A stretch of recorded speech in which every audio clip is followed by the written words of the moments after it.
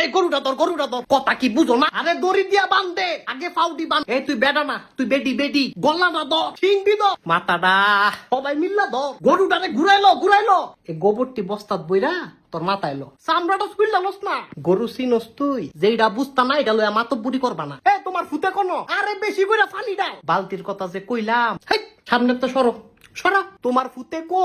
এই তোর বইনে কি রে? আপু তো মেহেন্দি লাগায়। বুড়িটি কো সাফ করতো। এক কাম কর, গরুটারে আমার কোলো দে। বন্দায় করে এটা কি উফরের টাকা ডেক লয়া। তোমার ফুতে কো মুরগার মতো যে বইয়া রইছ, এনু কি ডিম ফারবি? এই তোমরা বাসা যাও, তুই একটা আলু খাওয়া।